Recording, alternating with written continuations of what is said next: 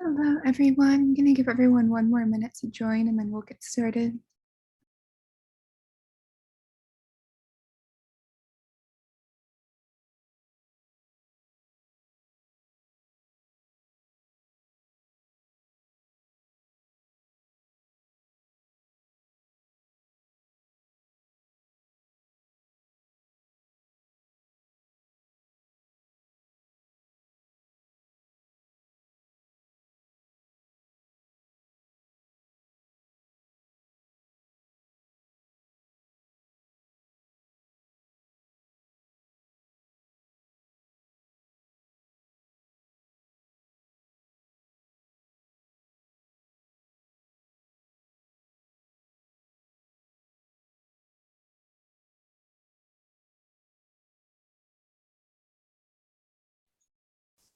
All right, good afternoon, everyone. Welcome to the Environmental Law Institute's webinar, Moving in Sync, Forming Public-Private Partnerships to Accelerate Carbon Reductions. This webinar is discussing the content published in the May/June cover story of the Environmental Forum. The cover story is under the same name, Moving in Sync. If you have not read it yet, we definitely suggest that you check it out. My name is Madison Calhoun. I'm the Senior Manager of Educational Programs here at ELI. I'm going to just give a quick few logistical notes before turning things over to our fantastic group of speakers. First, I want to take a moment to thank everyone in the audience today for taking the time to join us. I also want to thank our speakers for putting in the time and energy to prepare such a great program for everyone. We at ELI are so grateful for your participation. Today's event will feature a welcome from our moderator before turning things over to the three main authors of the article to present the concept of their idea.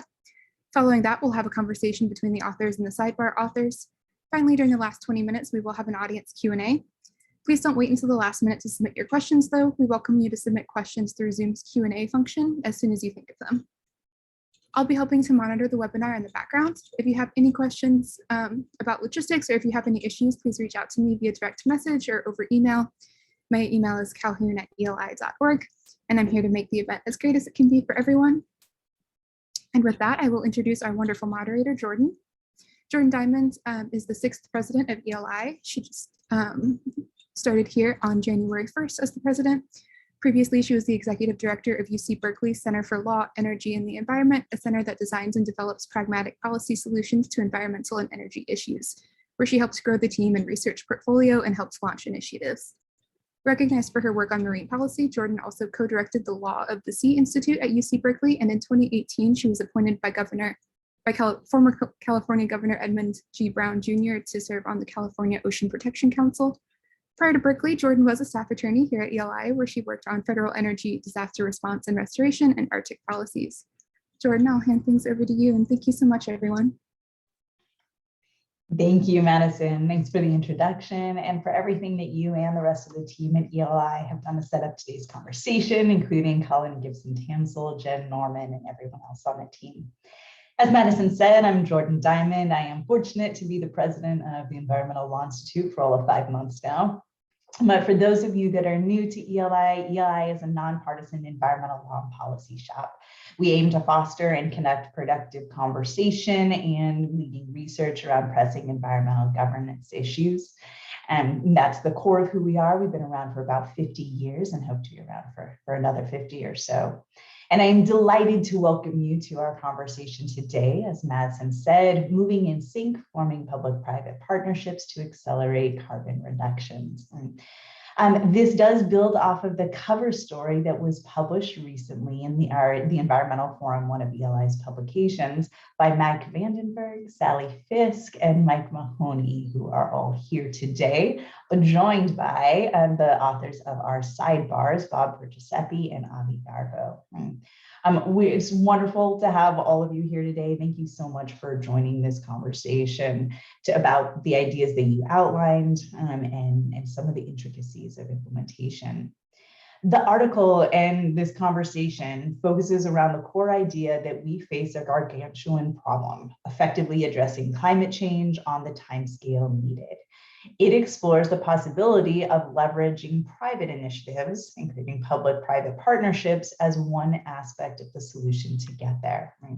There have been recent initiatives in the United States and elsewhere working to develop partnerships and standards at this intersection, getting at questions about how to generate momentum, progress, the mechanics of implementation, questions of monitoring, concerns around legitimacy. And this group here today is going to parse these and other aspects of the conversation in order to facilitate meaningful progress in this area. So as Madison alluded to, the format today is the first third will be presentations by the authors of the article. Then we'll have the second third, or the next 30 minutes will be dialogue between the authors and the commenters. And then the final portion of today's conversation will be Q&A and conversation with all of you, the audience joining today. So without any further ado, let me please introduce in a more formal way our speakers today. So first we have Sally Fisk. And Sally is the Vice President and Assistant General Counsel and Chief Counsel of Environmental and Sustainability Law at Pfizer. She provides strategic legal counsel to Pfizer in protecting its employees, communities, and the environment, and sustaining compliance with domestic and international environmental health, safety, sustainability, and human rights requirements. Sally provides oversight of Pfizer's EHS and sustainability risk governance process and supports the ESG program. Prior to her current role, she was the Assistant GC and Chief Compliance Counsel for Pfizer Global Supply. Next, with decades of experience tackling many of the most critical threats to our air, water, land, and communities, Avi Garbo is the president of the Resources Legacy Fund, Fund for a Better Future, and Shared Ascent Fund, leading in efforts to accelerate change on the urgent environmental and social challenges we face. He draws upon a broad range of experience, including serving as Patagonia's environmental advocate, senior counselor to the EPA administrator in the Biden administration, EPA's general counsel in the Obama administration, a federal environmental crimes prosecutor, helping lead the environmental practice of a major international law firm, and an advisor to business coalitions and the California Climate Action Corps. Third, we have Michael Mahoney, who joined Teva Pharmaceuticals in 2022 and is the environmental compliance lead for the company. Prior to joining Teva, he was a visiting scholar here at the Environmental Law Institute, where his work involved developing private environmental governance strategies that provided market incentives for responsible environmental practices in industry supply chains in India and China. And prior to that, Mike was president and assistant general counsel at Pfizer. In 2019, he developed a strategy to improve environmental performance and gain market share of certain Pfizer products through development and compliance with a voluntary environmental standard for manufacturing wastewater discharges. Fourth, we have Bob Perciasepe, the former president and the current senior advisor to the Center for Climate and Energy Solutions, a leading independent voice for practical policy and action to address our energy and climate challenges. Bob has been an environmental policy leader in and outside of government for more than 40 years, most recently as deputy administrator at EPA. He is a respected expert on environmental stewardship, natural resource management, and public policy, and has built a reputation for bringing stakeholders together to solve issues. And last but not least, we have Michael Vandenberg, who's the David Daniels Allen Distinguished Chair of Law, Director of the Climate Change Research Network, and co-director of the Energy, Environment, and Land Use Program at Vanderbilt University Law School. He's a leading scholar in environmental and energy law. In his research, focuses on the relationship between formal legal regulation and informal social regulation of individual and corporate behavior. His work with Vanderbilt's Climate Change Research Network involves interdisciplinary teams that focus on the reduction of carbon emissions from the individual and household sector. Previously, Mike was a partner in a national law firm in DC, and he served as chief of staff of EPA in the mid-90s. With that, I will now turn it over to Mike Vandenberg, Mike Mahoney, and Sally Fisk for their introductory presentation on the article that they just published.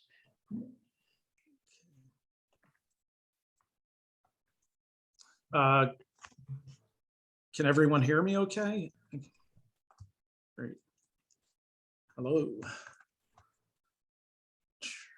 Am I muted? So while Mike is pulling that up, I'll just say that the way we're going to do this is Mike Mahoney will go first, and then I'll jump in with some context.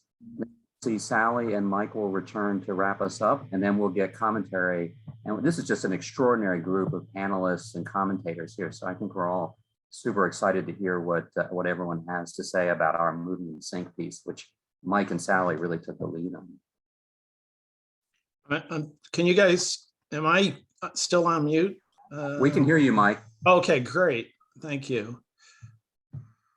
Well, thank you, Madison, for organizing this, and Jordan for that great introduction. And it's really nice to join this panel of really some of the best climate experts around the world.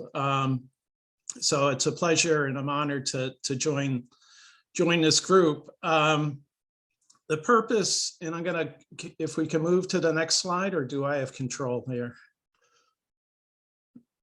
Nope. There we go.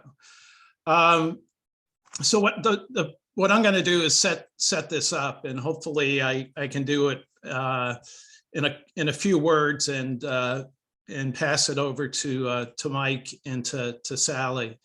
But the purpose of this slide that's in front of you is to summarize how the world and the US are doing in achieving the Paris climate targets. The graph on the right of the slide has a, and is my cursor actually showing? I'm trying to show the, oops. I'm trying to show the. We can see it. We can see it, Mike. Okay. But you can tell I've done this so many times with Zoom. But the graph on the upper right has an x-axis that are in units of gigatons of carbon dioxide emissions. And the top line of the graph shows historical carbon emissions, and then the x-axis has time. So in 2022, the line splits into three different lines. The top purple line is where the world is headed with carbon emissions. The yellow line shows potential reductions based on commitments that companies have made so far. And the green line shows where the world needs to go by 2030.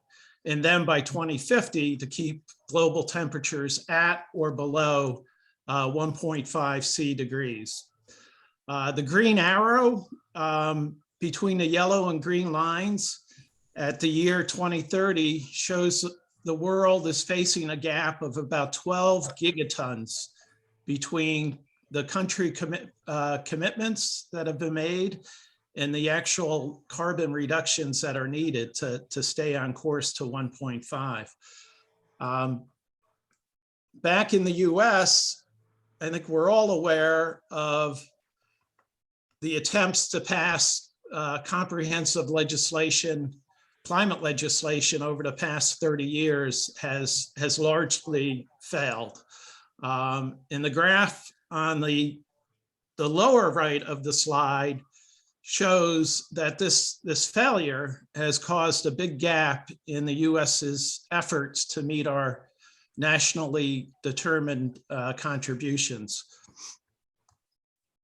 And like the global graph, the y-axis shows gigatons of carbon dioxide, and the historical emission line splits into three lines in 2022. The top line is the projected emissions before the Infrastructure Act. The orange line shows the projected reduction that the Infrastructure Act will have, and the bottom green line shows the projected reductions of the Build Back Better plan if passed. And the blue arrow at 2030, the year 2030 shows there's roughly a 1 gigaton gap without the Build Back Better plan. So I think we all know, and Mike Vanderbilt will get into this in more detail, but the prospects of the Build Back Better plan passing and the Biden administration issuing regulations that could fill the gap are both fairly dim. But on a more positive note, there's thousands of companies that have committed to targets to reduce carbon emissions. And a study in 2020 estimated that if approximately 2,000 companies with public targets actually met their commitments, the aggregate reductions would result in 3.4 gigatons of carbon emission reductions by 2030. And just to put that into context, the world is facing a gap of 12 tons, and the US is facing a gap of 1 gigaton per year. I'm sorry, the world is 12 gigatons per year as far as the gap goes, in the US 1 gigaton. So 3.4 gigatons could make a significant difference. But as we all know, these are voluntary commitments. In the US, because they're voluntary, does not count them as part of the NDC. So we're running out of time. We have 8 years left to get to 2030. And the purpose of our paper, our article in this presentation is we think there's opportunities to fill this gap through a public-private partnership with the government. And we're going to talk in more detail about what that would entail. So that's the setup. That's why we need it.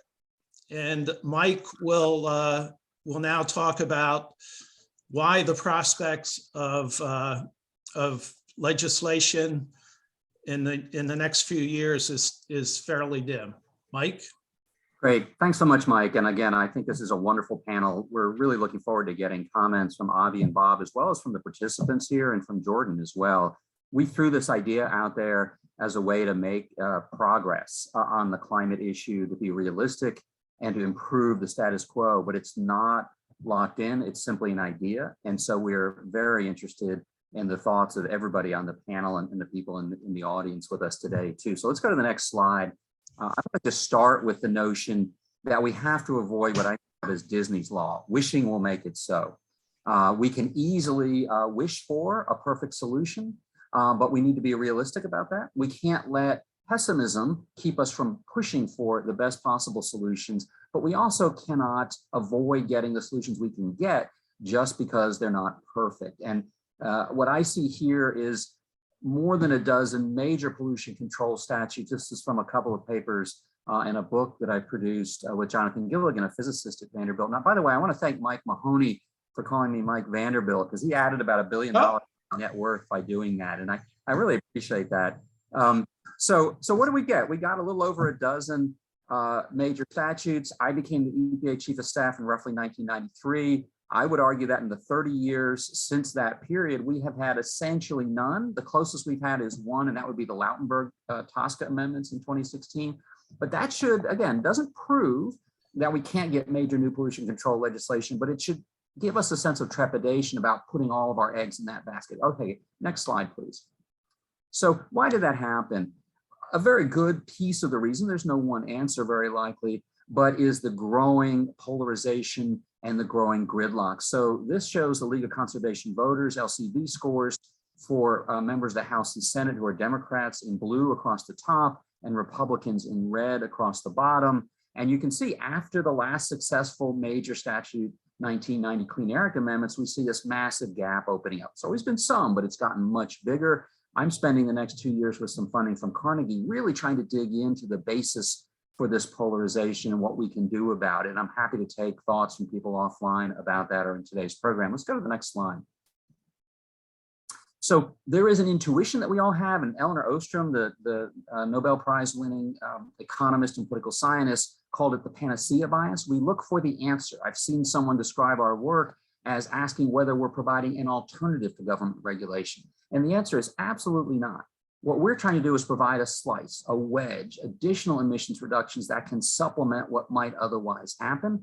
But we all have to, I think, not fall into the mental model of assuming that it's an all or nothing solution. And when we see a problem, assuming that the question is, what can government do? It may be that government can't do nearly enough, as you saw from Mike's charts, And the answer might be some combination, sometimes purely private action, sometimes hybrids, sometimes purely government action. What we're trying to do here is produce a wedge to help buy us time for when the public support exists to overcome that gridlock that I just showed to you. Let's go to the next slide.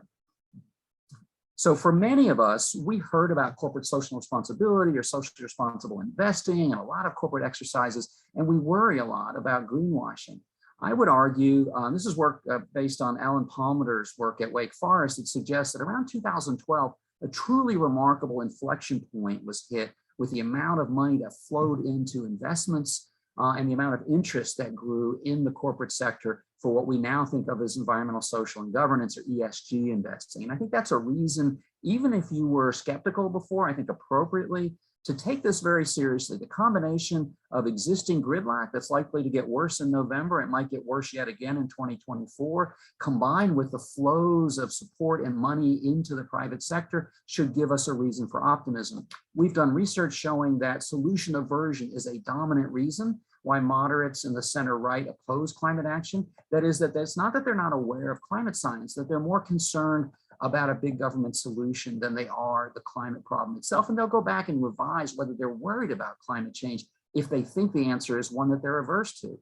And so one additional benefit of both public-private hybrids like we've proposed here today and private sector action unilaterally is that it can bring more people to the table as well. And this suggests that it could be real. We have to be worried about greenwashing, et cetera, but it can provide real outcomes. And let's go to the last slide.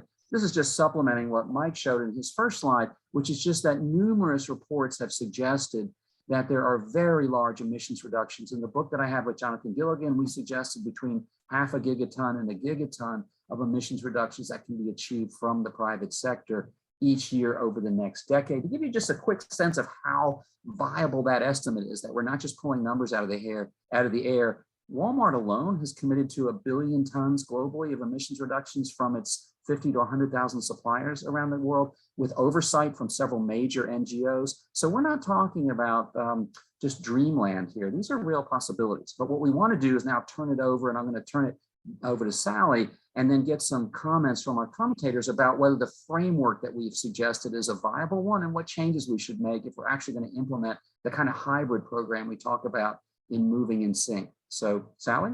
Hey, Mike, just before you go to Sally, Mike, I apologize for the Vanderbilt name. Hey, I love it when someone, when you call me a Vanderbilt, I'm good with that. But I was going to explain that that happened when the computer had a pop-up saying you're going to lose your power in 15 seconds, and I didn't have my my plug-in, so I think that was part of the confusion. But if you want to be called that, that's great. Thank you both, Mr. Mahoney and Professor Vandenberg, for the great introduction and setup. I'm Sally Fisk. I work with Pfizer, and I'm going to give sort of just a very high-level overview of what companies have been working on recently relative to climate change as sort of a lead-in to the public-private framework that Mike Mahoney will review in some more detail. And as everyone has mentioned, we really do look forward to a discussion and dialogue around this proposal as well as others. So audience participation is highly encouraged. If we could go to the next slide, please, Madison. Okay. So just a little step back. We're going to talk a lot about private sector action, but what is the corporate motivation? Why are companies engaging on climate issues? I mean, certainly not a new topic. And I think it comes from, Mike Vandenberg has done a ton more research on this, but I'll give you my experience sort of living it every day, working within a large multinational. I really do believe that while climate change presents incredibly significant risks to business, one of the primary motivations for companies taking this on is because it is the right thing to do. companies are simply made up of people, right? And when we're faced with global challenges that can impact our lives and our livelihoods and the lives and livelihoods of our children and their children's children, individuals often feel compelled to act. And many companies have been working on climate change for decades, before it was sort of in the mainstream ESG investment space. And that is really due to individual employees seeing this global challenge, recognizing that there was impact that their employers could make, and to begin working one step at a time to contribute towards a solution. Now, there are probably a multitude of other initial drivers for why companies start working on climate change. I'm sure there are many whose motivations may have come from external stakeholders or shareholders. But I can tell you that at least in my sort of N of one experience at Pfizer, it was really a program that was launched and cultivated because individual colleagues recognized that something had to be done. Now, in order to get buy-in across a business by senior leadership and folks who are perhaps not steeped in environmental issues and challenges on a day-to-day basis, doing the right thing also has to have a business case. This includes assessing risks to your operations, and climate change, as many of you on the call today know, presents risks across multiple different areas, from physical and supply chain operational risks to competitive risks regarding whose products might get preferential treatment, legal and regulatory risks, although in the United States those are slow to come, transitional risks as the world shifts towards a net zero pathway. So certainly the risk framework is easy enough to put together. There's also an opportunity side, as preferential purchasing for products with lower carbon footprints or for companies who are committed to climate action becomes a more relevant factor. And financing, as investors look to companies that have a broader ESG portfolio and are taking aggressive action on climate, the financing option becomes part of your business case. But just to kind of go back to my initial point, which is all of this is important, but a lot of the work really gets done because there are passionate people who see this as a challenge and see this as an opportunity to contribute. We can go to the next slide. Thank you. Okay, so what have companies been doing to tackle climate change? Many companies are setting science-based target aligned goals, and I'm going to do sort of a little bit of a double click on what is the science-based target and what are some of their goals, because it's an important element of the public-private framework that we've outlined. Companies are busily communicating the case for change, why they need to become net zero or carbon neutral, and developing capabilities internal to the company in order to drive that change. We're integrating climate considerations into the development of business strategies and into our decision-making frameworks, and importantly, our enterprise risk management frameworks. And we're leveraging partnerships across industries. For example, in the pharmaceutical industry, we work through the Pharmaceutical Supply Chain Initiative. We work with a group of other pharmaceutical companies on a project called Enterprise, which works with our suppliers to get them access to renewable energy. But they're also working in partnerships with governments. And we're seeing more public-private partnerships emerging as an opportunity for swift response to address this absence in comprehensive climate legislation.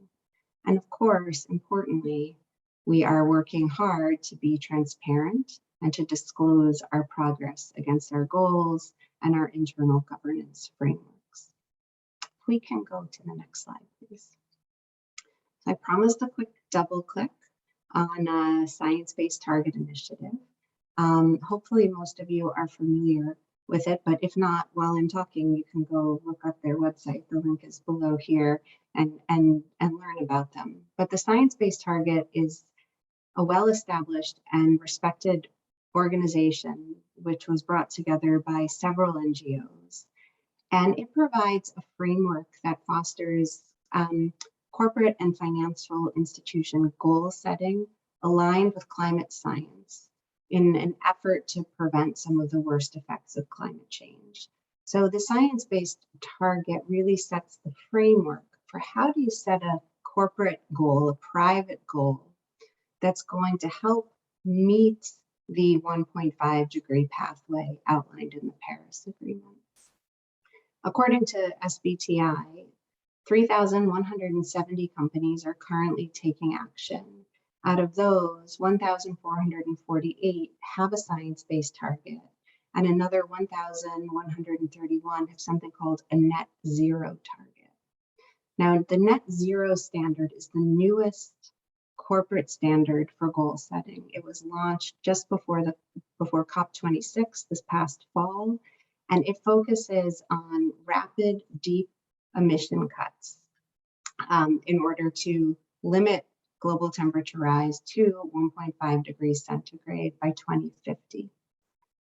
Now, the net zero standard covers a company's entire value chain of emissions, including their scope 1, right, which is what they generate, their purchased electricity and heat, which is their scope 2, and their entire value chain, suppliers, downstream end users, which is scope 3.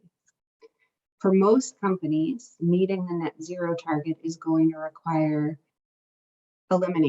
virtual elimination of fossil fuels by 2050. We'll need decarbonization of between 90 and 95% to reach net zero under the standard. So that could be scope 1 and scope 2 reductions of 95% and scope 3 reductions of 90% by 2050.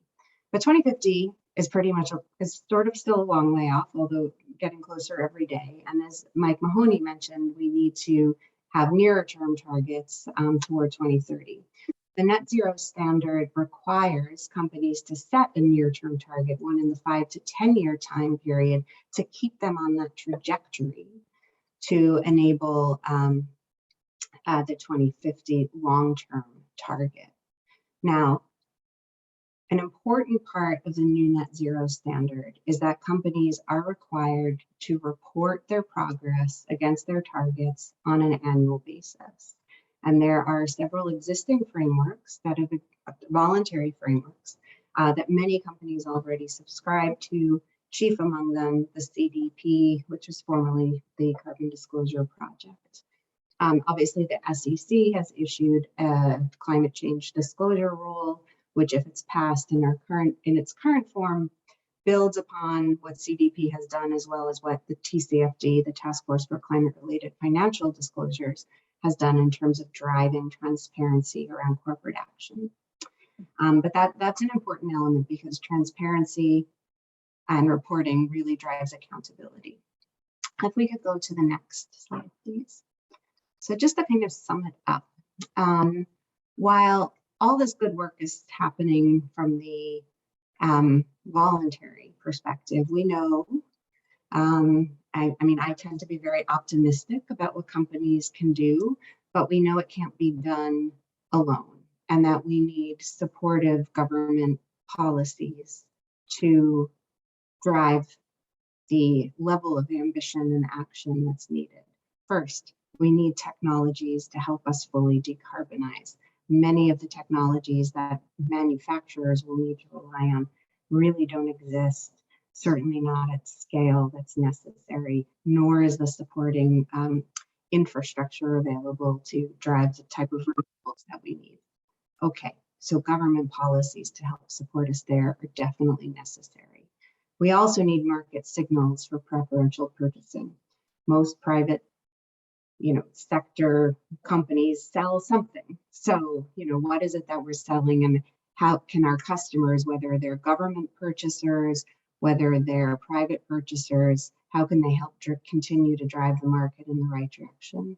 We need a level playing field globally, so that it's companies based in the United States, based in China, based in India, wherever they are based, that are driving toward the same outcome. We need resiliency, international consistency, and we do think that a mix of solutions is probably the right way to go here. There's not one silver bullet. There's not one package of legislation that's going to address everything. So Mike Mahoney, you taught me the expression shots on goal. I'm not much of a sports person, but we need a whole lot of shots on goal in order to solve this. With that, I'm going to turn it over to Mike Mahoney, who's going to describe in more detail one of these public-private partnership solutions that is a potential shot on goal. Okay, thanks. Thanks, Mike V. and Sally Fisk. So this slide shows that there are a number of existing climate programs and initiatives that are being implemented in both the private sector and in the public sector, in the government. And it tries to show visually that many of the initiatives, but not all of them, are being kind of carried out in a silo relative to the government and the private sector working together. So I'm not going to review every one of these boxes and programs. In fact, Sally hit on a number of them already. But I'll start with the left-hand side in the private programs, and I wanted to just talk a little bit about the WRI Scope 1, 2, and 3 emission accounting protocol. And the point is that this protocol to estimate Scope 1, 2, and these protocols to estimate Scope 1, 2, and 3 emissions have been out there for some time, and they're widely available, widely used, and I think are viewed as a very credible way of estimating greenhouse gas emissions. So that program is in place. Those tools are in place. Sally talked about the net zero, the SBTI net zero carbon standard. That's a new standard that was issued last year. Sally talked about the validation program that companies have to go through a program if they want to get validation from SBTI to demonstrate that their targets are consistent with the SBTI's guidelines, and they're progressing on their targets in accordance with the SBTI protocols. Just finally, Sally mentioned thousands of companies have announced net zero carbon targets and are working. Many of them have been validated by SBTI. Many are working towards that validation. Finally, Sally mentioned the CDP. Just a different angle on the CDP. They actually have somewhat of an accounting system where they track companies' greenhouse gas emissions by scope and break it out by Scope 1, Scope 2, and Scope 3. So there is an accounting system that does a pretty good job of tracking companies' greenhouse gas emissions, and that's widely used and is something that is viewed as very credible. On the government side, the US EPA has a number of experts in their air group that are very experienced calculating greenhouse gas emissions, Scope 1 and 2. We know that. I suspect that there's a number of experienced EPA individuals that understand and can estimate and help companies estimate scope 3 emissions as well. So that's something on the government side that's really important. The EPA has an existing program, and this program has been around for a few years, but there's a program called the Environmental Preferable Purchasing Program.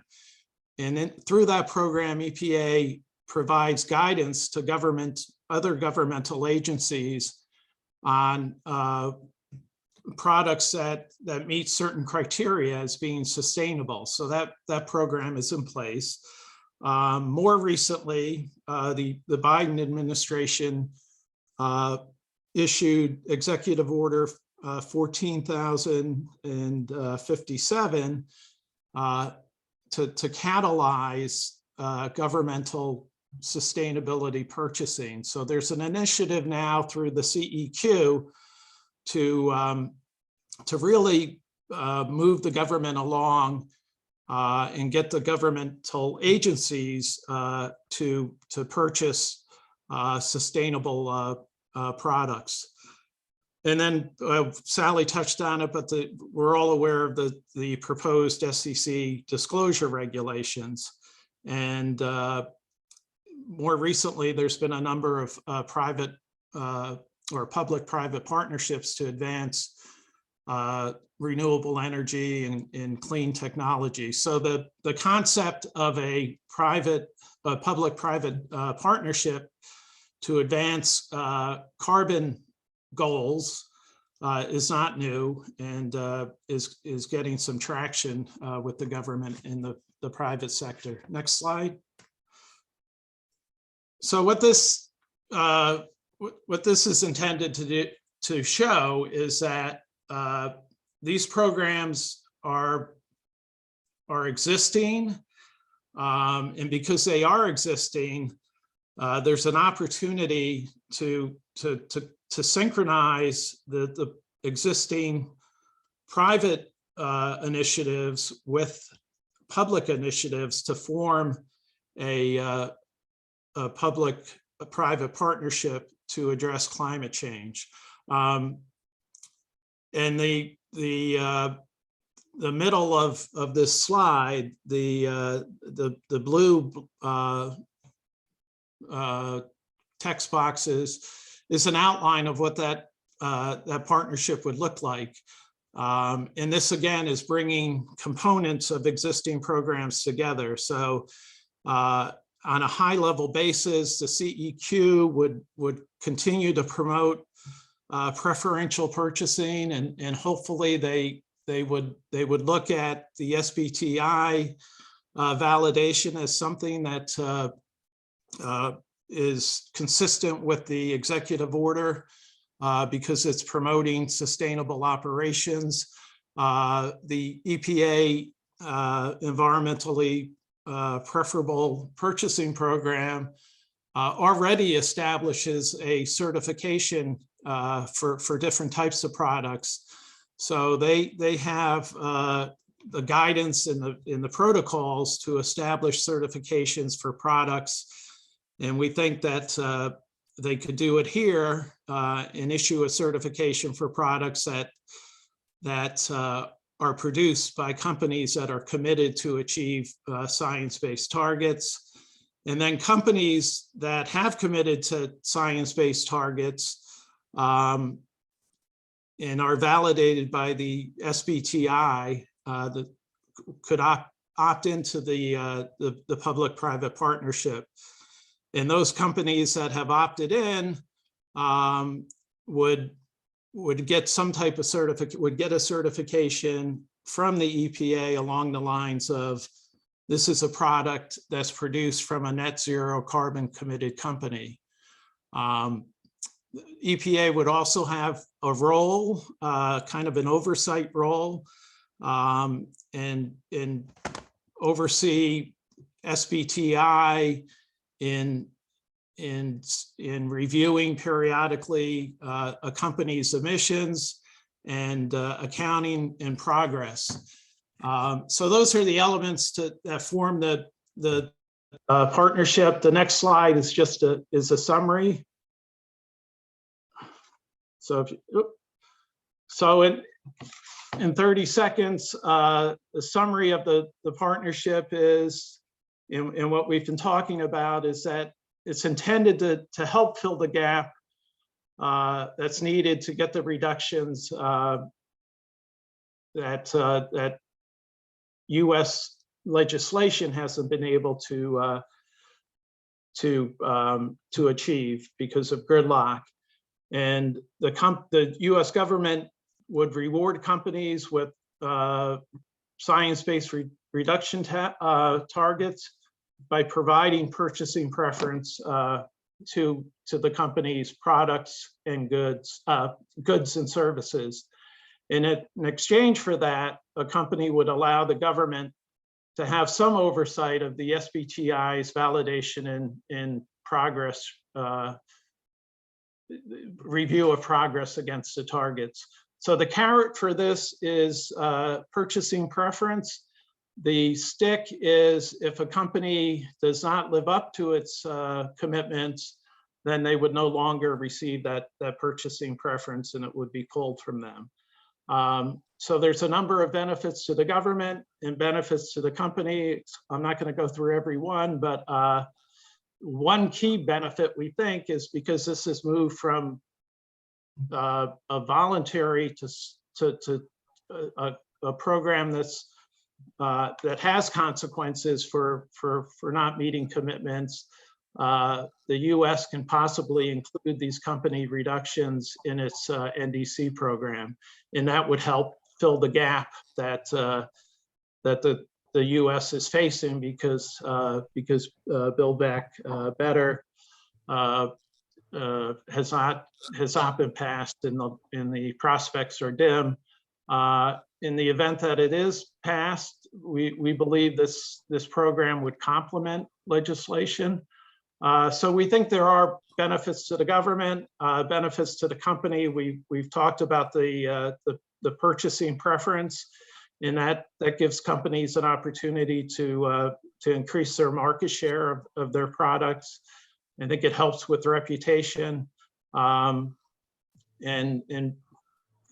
quite possibly can lessen the burden of the SEC climate disclosures, because the companies have signed up to something that's has a rigor in the transparency that the SEC is seeking. So that's in summary what Moving in Sync is all about. And I'm going to turn it back over to Jordan, or to Bob at this point. I might just jump in really quickly and just say, in a nutshell, we're essentially saying if companies are willing to commit to do what a regulatory agency would want them to do anyway, is there a way for EPA to increase the accountability of those commitments and create new incentives for them to do so along with their federal agencies? And we know this creates some risks. So we just have a wonderful group here between Bob and Avi to give us a sense of whether we've got a good idea in hand and how to make it better, or whether we should go in a different direction. A huge thank you, Mike, Sally. Thank you for presenting your idea, the concept, and the background behind it. And now excited to turn it over first to Bob and then to Avi for comments, both summaries of your sidebar comments that you offered in the publication, as well as your additional thoughts for today's conversation. Okay, it's great to be here with all you guys, and great presentations. I really appreciated hearing what everybody had to say as summaries of the article. Let me cover a couple of things very quickly that are sort of summarized in my sidebar, but expanded on a little bit. You know, one is, why is this ripe conversation? I mean, we've already heard that you know, the idea of a comprehensive program at the federal level is not in the cards politically, and you know, for the truth, it may never be in the cards. And what we may end up with is what some people might call the sausage. We need a little bit of purchasing, we need a little bit of infrastructure, we need a little bit of incentives like tax incentives, and the combination, and here's why it's an important thing to consider these ideas, is the growing commitments that we're hearing about here that are real in the corporate arena, in the private sector, to make commitments to achieve these greenhouse gas goals. The momentum behind that is significant and has been growing tremendously in the last, let's say, decade, but really in the last 5 years, the number of companies really looking at this. But I think Sally made a really important point. Most companies cannot do this alone. They may set these goals, but they have to, and most of the more responsible ones are identifying what the challenges are in achieving those goals, what policies they may need, what investment by others, including other companies or state governments or federal governments, will be needed, whether it's, let's say, charging infrastructure, getting permits cleared for offshore wind generation, all these different policies that we would need to really achieve this. For a company that relies on electricity for some of its work and it sets its goals, if the electricity isn't decarbonized, it's going to be hard for them to meet their goals. So that interconnectedness here is important, and Sally brought that up, I think, in a very important way.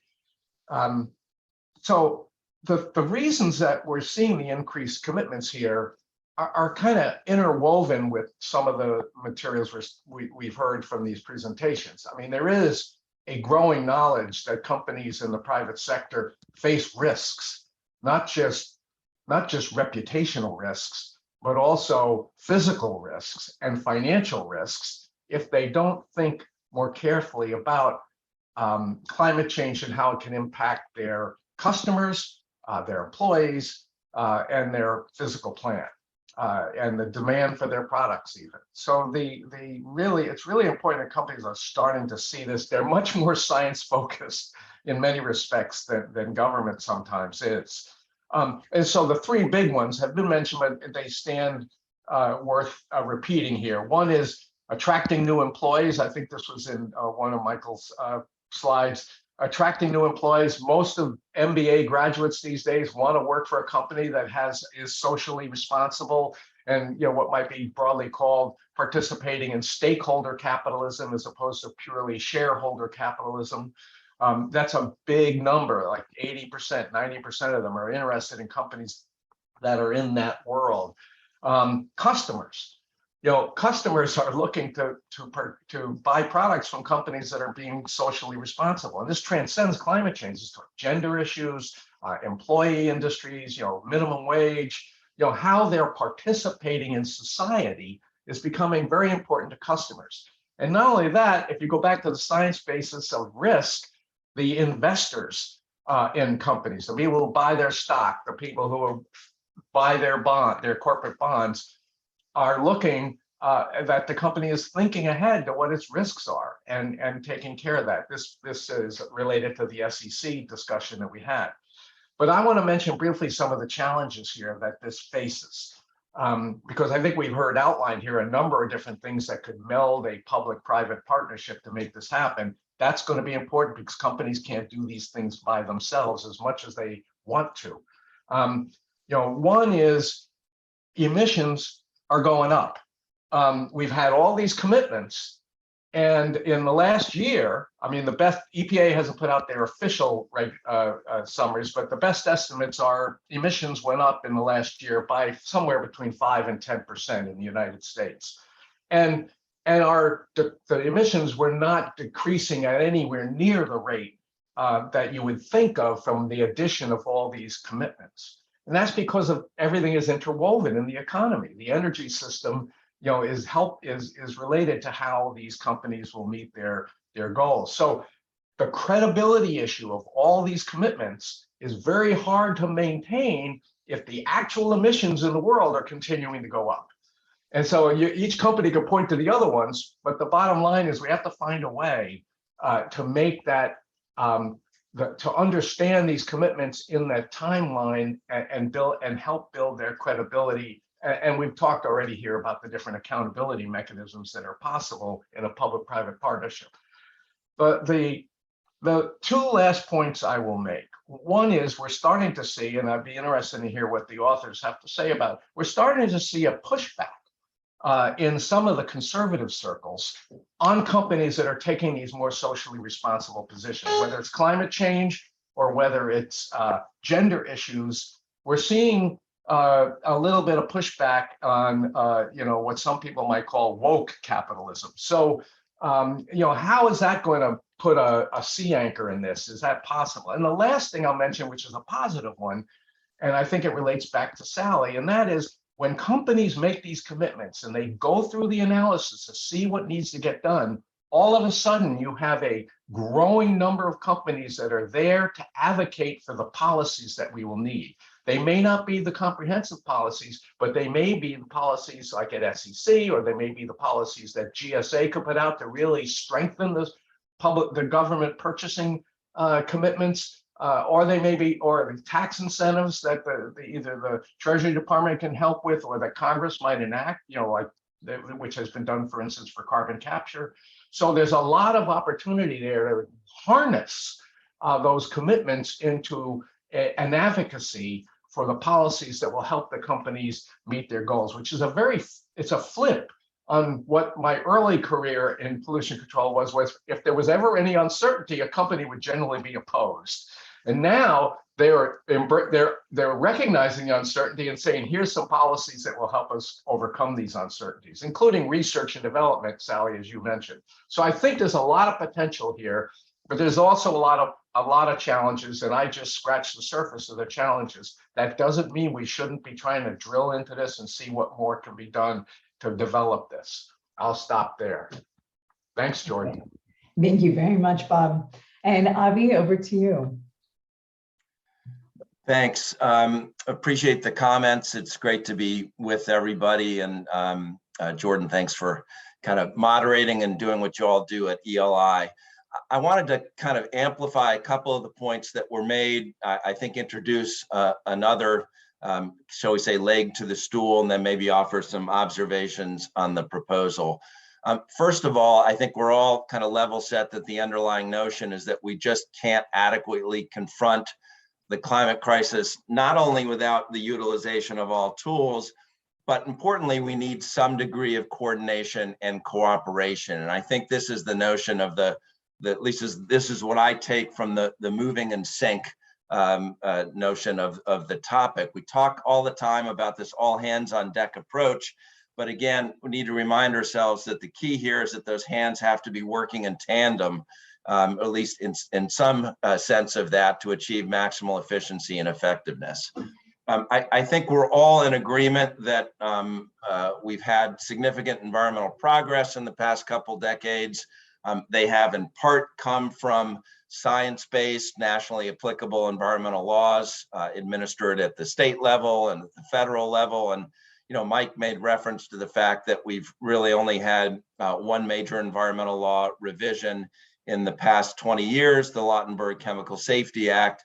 But the fact is that we've had new technological achievements, many of which driven by private sector ingenuity, and the increased capacity of the science to measure health effects has really propelled regulatory agencies like EPA and others, and importantly, their state counterparts, to put in place increasingly stringent regulatory controls.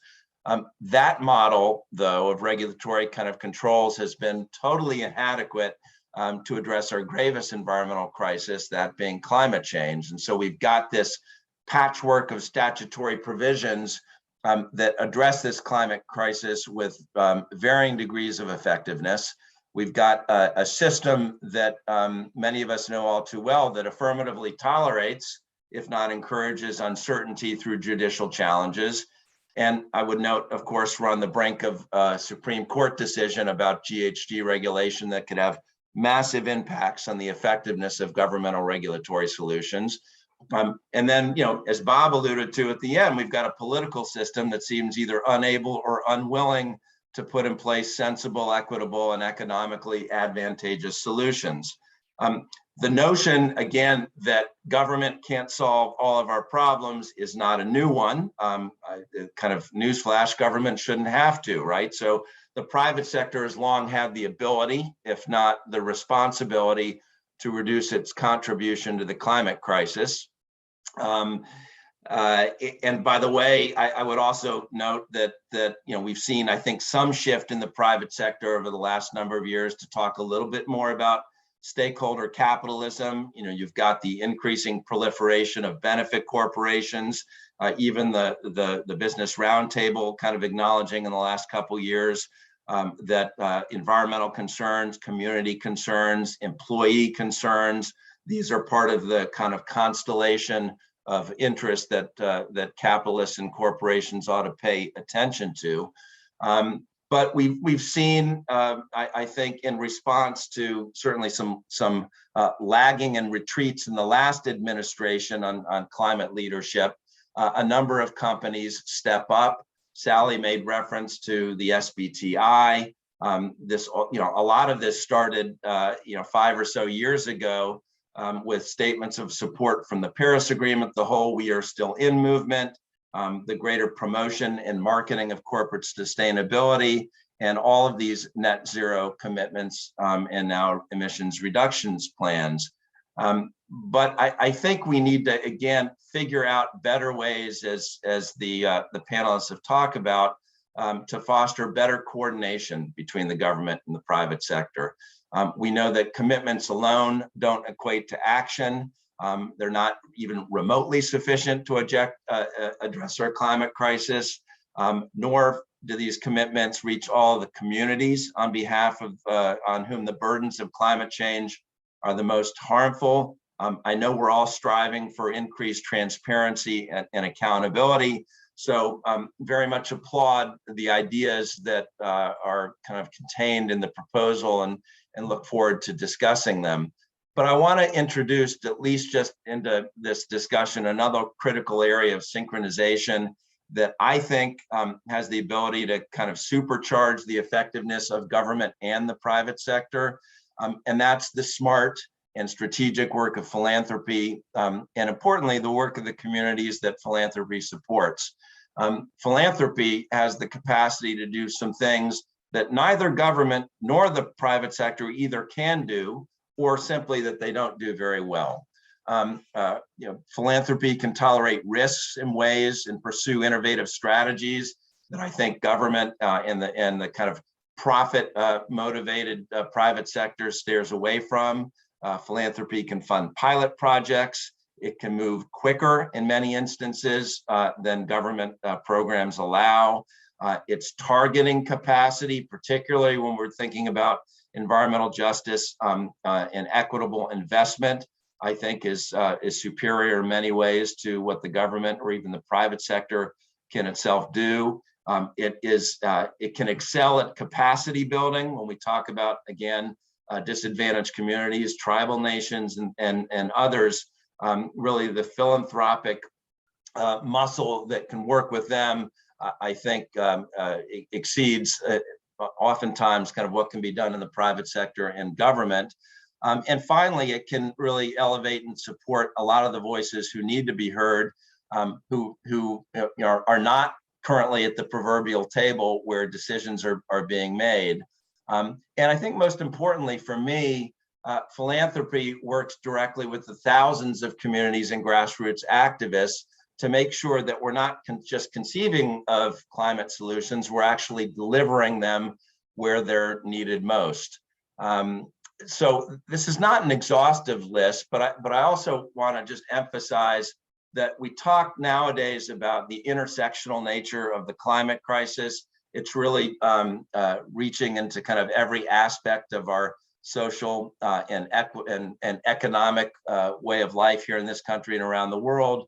And I think that whatever solutions we're talking about, we need to think a little bit more, not all the time or solely, but think a little bit more for these intersectional solutions. And I think there too, philanthropy has a way of breaking out of the silos that have, I think, too long kind of confined both the private sector and certainly government when it comes to solutions. So I want to make sure, at least, I come from an organization that works a lot with philanthropic foundations. And I want to make sure that we and those that think through this, we're not simply looking to kind of be interstitial gap fillers. There is the idea that funds are missing in certain places and in certain communities, and we need to address our action there. But for me, the whole notion of synchronization is figuring out ways of not just filling in gaps, but kind of catalyzing and leveraging the work of one to the other. And I think that kind of philanthropy can be a little bit more strategic, quite honestly, working with government and the private sector. And maybe there's a way, for those panelists that have offered these great ideas for philanthropic monies to be a little bit more involved in this. I want to offer just a few top line thoughts, that I just kind of jotted down while thinking about the great proposal, and then I'll turn it back over to the panelists and others for discussion. The one thing is that to the extent that we're kind of limiting our carrot, if you will, to the purchasing power of government, I know, and we all do, that government dollars go kind of far and wide in this country. But I want to make sure, at least, that as we kind of think through this, we're not leaving too many companies and therefore too many greenhouse gas emissions reduction opportunities on the sideline. I come from, for example, a sector at Patagonia and my previous employer when it comes to textiles and things like that, that I'm not quite sure that the kind of carrot in terms of governmental purchasing power would be enough, nor would I want to exclude that industry from any kind of synchronization that we might think about. There's certainly a lot more entities and sectors that are participating in the Science-Based Target Initiative and figuring out ways of harmonizing or synchronizing with as many of them as possible, I think would be advantageous.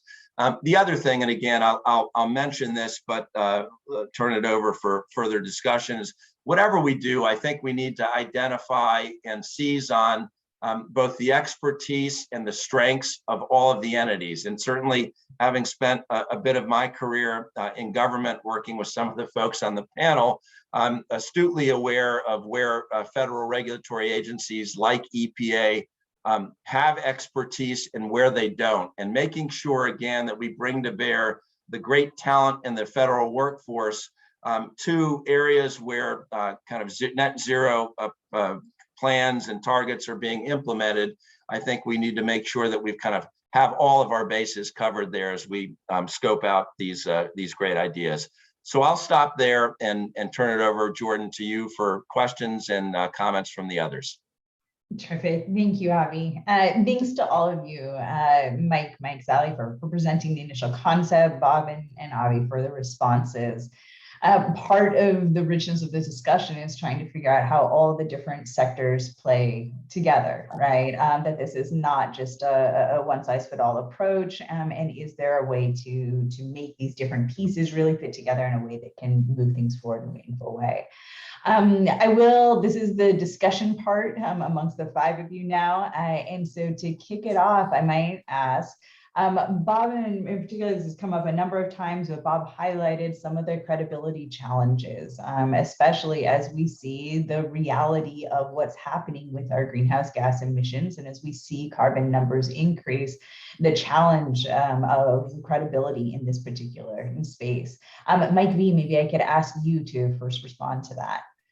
Sure, absolutely. And thanks for the comments, Bob and Avi. Those are terrific. And Avi, let me just say that, as to your last point about, how to get outside of just government procurement, I just finished a paper that suggests that more than 80% of the largest firms in the world are now using environmental provisions in supply chain contracting. So that's another piece to potentially connect to this, to get outside of just federal procurement, even though that's a huge piece too. One of the things that came up in the comments was, I know there are EPA staff listening in too, is, can we do this without more resources? And I think that would be a challenge, both in terms of expertise and just funding and staffing. So that's certainly something we're very aware of. As to your question, Jordan, Bob made, I think, a really great point, which is how can private sector activity be working if US emissions went up 5 or 10% in the last year? And I think that's a real challenge. And one of the things I'm doing is sponsoring a panel with the National Academies in early December. And just contact me if anyone in the audience wants to listen in on that. And perhaps some of the people on the panel here can participate. But I would just suggest that what we have to do is think clearly about and get information to the general public about what the right standard for success is. Because what we don't know is if US emissions, let's say, went up 8% last year, I don't know, but let's assume they did, would they have otherwise gone up by 18% without these private sector commitments or not? And so the right answer is not what happened overall, although that's critical. We've got to get the overall number down. But the right answer is as compared to what? And we don't tend to think about these problems in those ways. And I think one reason, and maybe this goes back to where philanthropy, there is no barometer out there for what the private sector is contributing year over year. So there's no way for all of us on this call or out there in the policy world, there's no chief of staff or head of CEQ for private environmental governance. So one thing I'd like to see us do is establish a barometer where we could know what the right answer to that is. Because Bob's right, it's not enough. We're not doing enough to solve the problem, but what we don't know is what would the number have otherwise been. Just one last thing on this. I would say most people don't know that US household emissions leveled off about 5 or 10 years ago and are starting to go down. And that's largely because of the uptake of LED light bulbs. But because we don't produce those data and widely circulate them, we think of household behavior as just this trivial thing. So the data collection analysis problem is a place where I don't think anyone is doing an adequate job. And I think we can do a lot more on that. Thank you, Mike. I really appreciate that. Are there any other thoughts that anyone would like to offer? And maybe I can particularly point over Avi, Bob, folks with kind of the EPA background. Sally, you just went on mute. But this question fundamentally on how we monitor and evaluate the impacts of these sorts of pledges or targets or actions. I'll just jump in if I may with a couple thoughts. I mean, I think whatever we do, we have to think about transparency, accountability, and in some ways enforceability.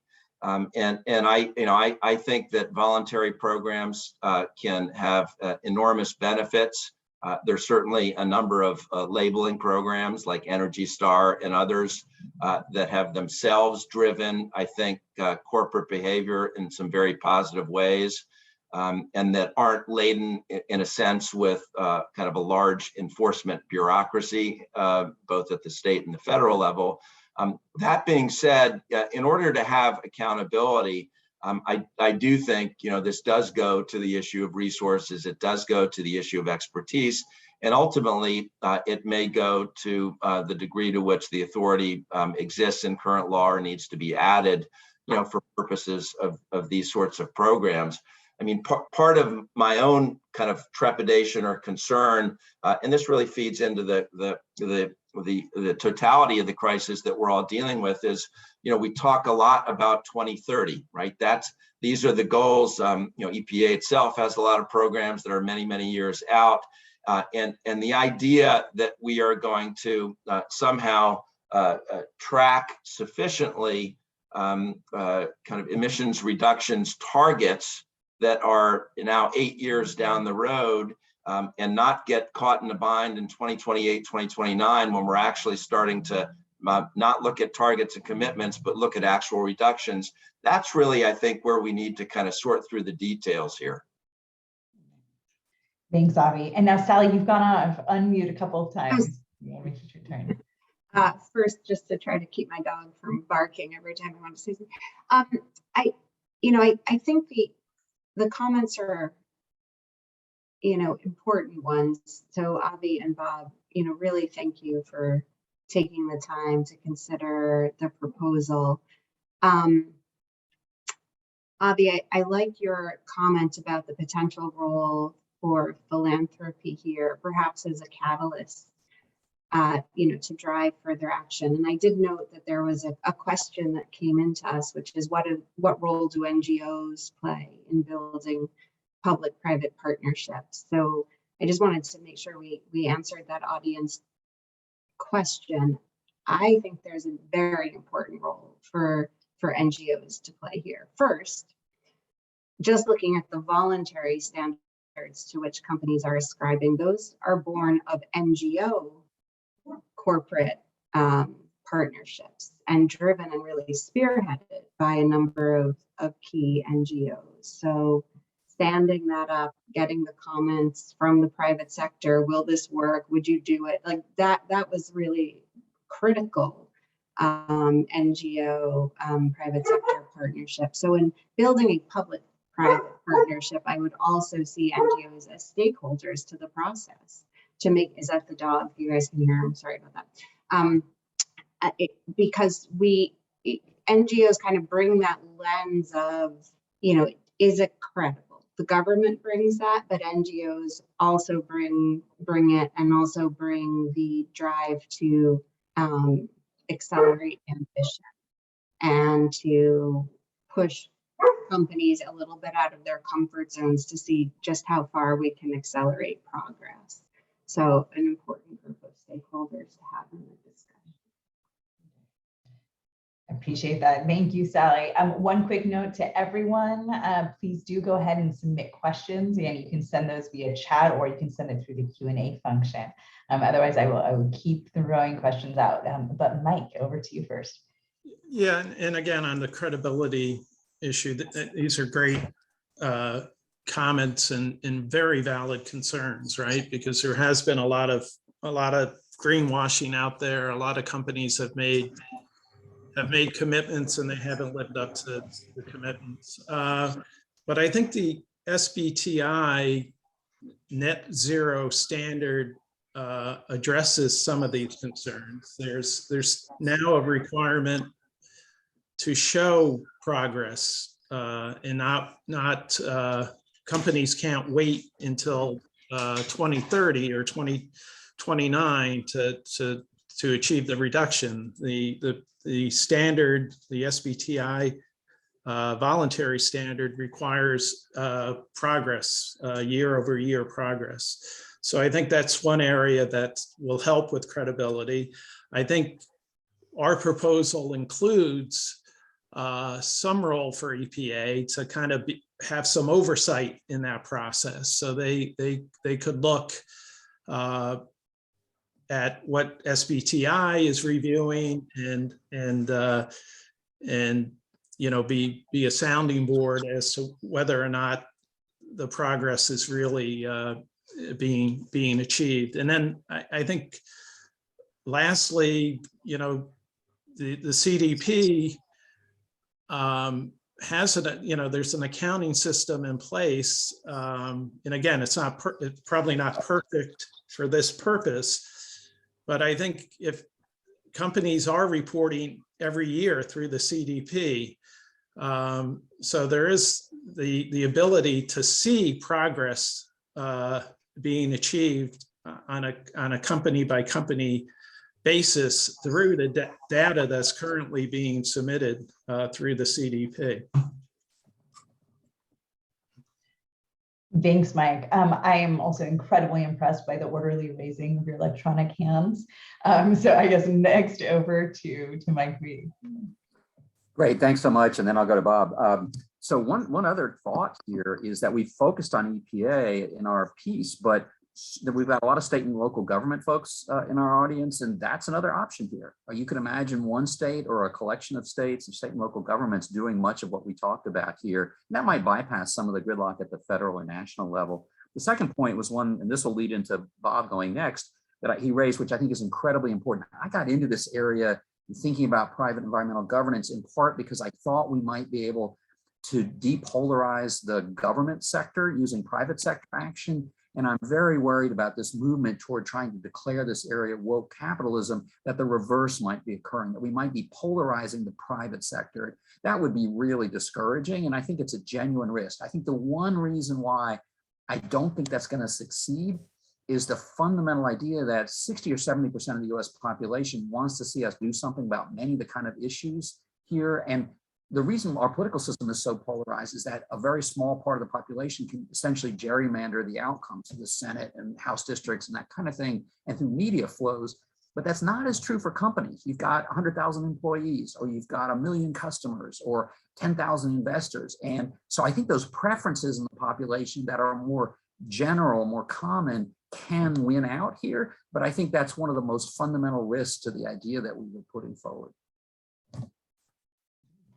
Thanks, Mike. And Bobby, if that is something you're going to address, if you wouldn't mind, a couple comments on what we're essentially seeing of the pushback, and whether it's the state bans that have been proposed. I'm kind of pushing back on these sorts of initiatives, so if you don't mind giving a little bit of background. Yeah, thanks, Jordan and Mike. 2 points I wanted to make, because I think and I want to go backwards just a second, because Mike made an important point. We don't know whether things would be worse because absent these commitments. But when normal, intelligent people look at the trends, 4 sectors have been relatively flat since 2005. Industry, transportation actually starting to go up a little bit, and buildings. They've all been essentially flat. The one that's come down quite a bit has been the power sector. And then last year it went up when the price of natural gas went up and they started running their coal plants again. So, you know, that's why the emissions went up, I think, closer to maybe 5.5 or 6%. But and that's kind of an anomalous increase. But if you look at the trend and try to iron out that noise and look for the signal is all the sectors are flat. Now the question, Mike, going back to your point, would they have all been going up faster with absent some kind of trend going on in household goods or in industrial commitments and in manufacturing, et cetera?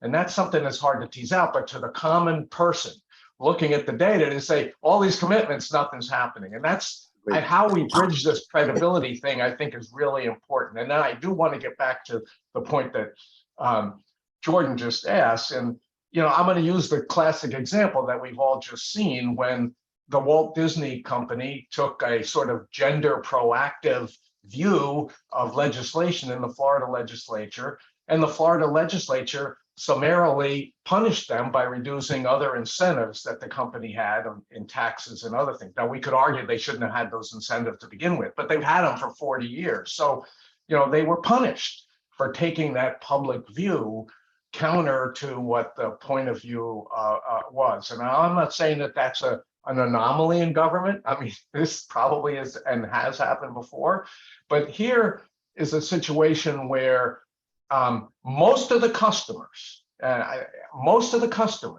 on the ground customers, not the big corporate customers of businesses in America are, you can look at the population numbers, are in blue states.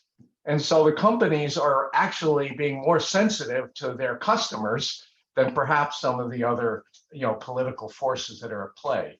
So this is a tough issue. And if it grows, if it starts to grow, and if the United States Congress starts to get involved with enacting laws and a president that will sign them, that sort of push back on financing, taking some selective view of the long-term risk of their investments, related to climate change, you could see a real dampening effect on these corporate commitments, which again, I want to point out are vitally important, and as Mike, you pointed out, a really important wedge in that graph. I think not using her hand, but I think using her facial expression, Sally had something to go.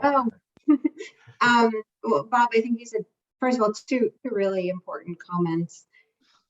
In terms of the effect emissions have been going up, whether or not corporate commitments had a mitigating effect on the level of that increase, the increase itself isn't good, right? Because we have to get to zero from an absolute perspective.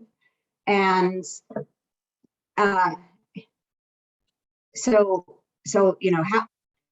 does the net zero standard, does the voluntary work being done, will it get us there? I think is the big question. And companies are really thinking very hard about how they get there.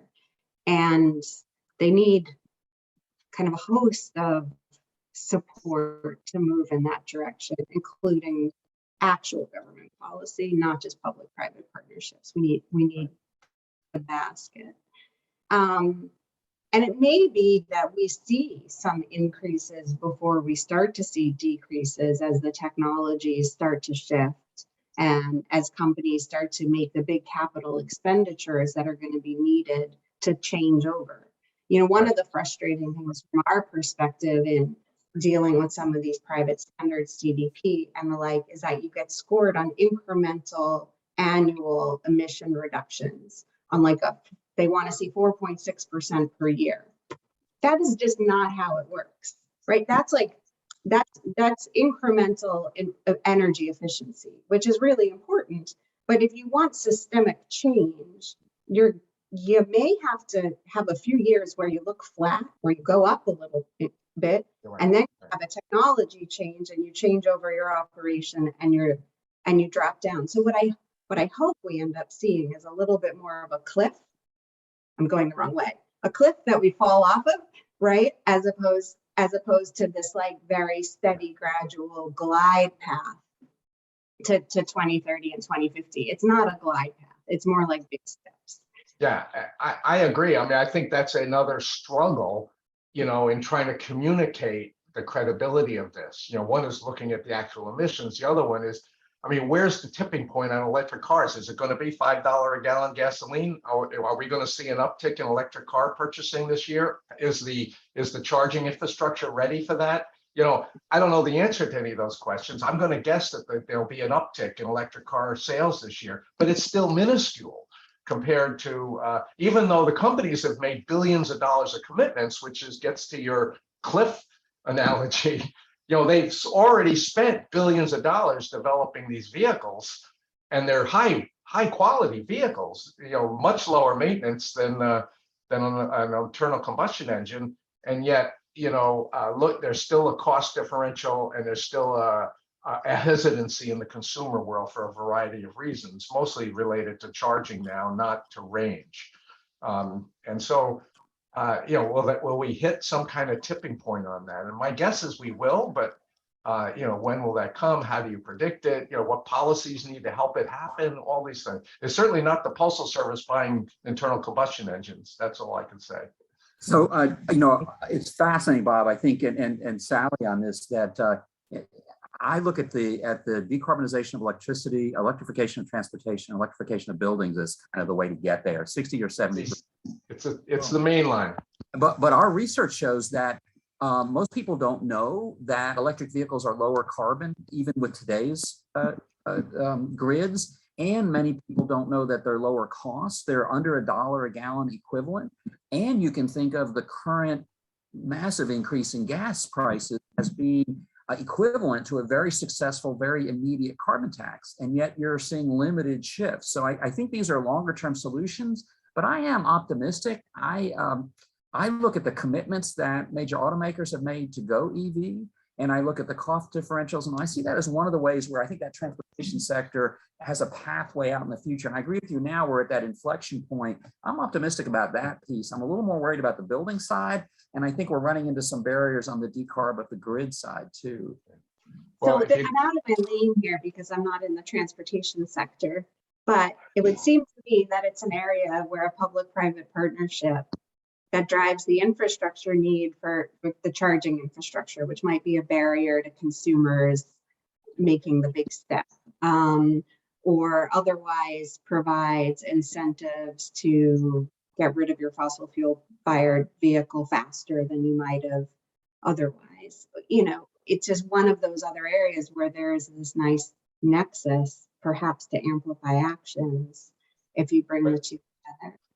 It's a classic example of where massive investment has been made, but the actual greenhouse gas reductions mostly in scope 3 is not yet happening at the scale of the massive investments already made, which is why that annual incremental thing is sometimes misleading and then can also lead to credibility issues. I'm sorry, Jordan, you go. No, please. But we have exactly 2 minutes left, and we do have a question from the audience, which is a nice wrap-up question in terms of, So much of our work as attorneys is on a project by project basis. Do you all have recommendations for best practices when forming public-private philanthropic partnerships for an individual project, such as when an individual client is advancing an innovative climate solution? So taking this from the very high level to the hyper individual, any recommendations to kind of pull together some of these principles? I can offer just a thought, which is, when I think about project by project, I think about locality and community. And I think, talk about drilling down to the ground level. I would certainly advise any attorney or any client for that matter. And I would also look for opportunities in the philanthropic space, among the others, to identify a broad group of stakeholders at a community level. We talk about fence line when we talk about regulations, but I think it's really critical to make sure that the right folks are at the table in these sorts of project by project discussions. I mean, obviously, you need to kind of hit the right folks in a government space, whether it's state, local, or federal. In the philanthropic space, you're going to find different foundations or funders or organizations and NGOs that may have particular interests and expertise. But at the end of the day, if you don't get the kind of local community to the table, I think it's going to be a disservice to the client. Thank you, Avi. Bob, final comments? Yeah, I would say I want to link into this what philanthropy can do, even though I'm tangentially involved, having been fundraising for a good part of my life. Philanthropy is funding some of the opposition to the infrastructure that we need to achieve decarbonization. This is a paradox that's going on right now that is very apparent to the private sector that wants to invest large amounts of capital in developing the infrastructure. I'll use offshore wind as an example. There's enough capital to build significant offshore wind on the east coast of the United States, yet it continues to be slowed by decisions that are oriented toward the advocacy, which I'm not opposed to. But I mean, at some point we have to do triage here. We're either going to have decarbonized electricity with the wind turbines and the solar power and the grid that we need, or we're not. And we just have to decide. And I think philanthropy is funding both sides. And they could use a little bit of courage, I think, to figure out where they can get together on that.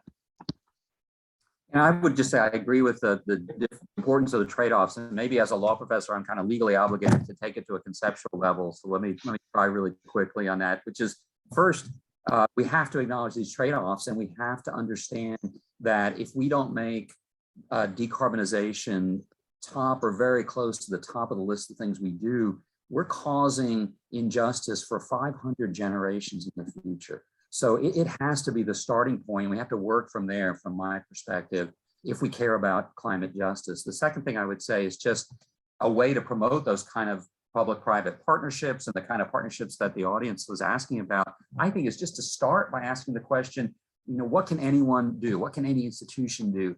And be careful not to fall into that conceptual trap of saying, well, what can government do? And if the answer is nothing, then to move on. But instead to think broadly and bring people to the table, because people are expressing their preferences for solving the climate problem from lots of different directions in ways that none of us were trained to deal with, but that for me are reasons for optimism. We converted from an all horse-based transit system in 1900 to an almost all automotive-based system in about a dozen years. We can do it again, and I'm optimistic about that. Thanks, Mike. Mike Mahoney, final comment. Oh boy. All I would add to this great conversation and great viewpoints is I'll bring it back to the PPP that we've laid out.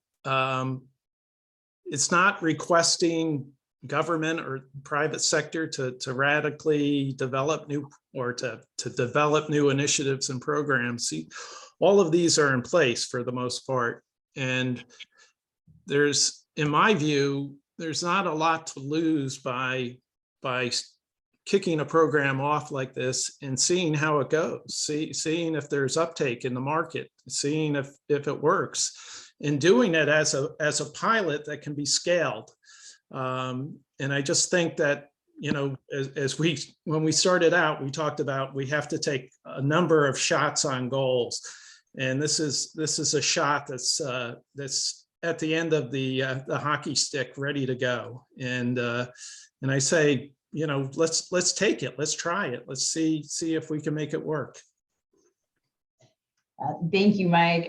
Thanks to all of you for joining for this conversation, to all of our panelists, to everyone in the audience for joining. As said before, this is one of the wedges. We know there are a lot of wedges that contribute to both the challenge of and the idea of solving our climate crisis.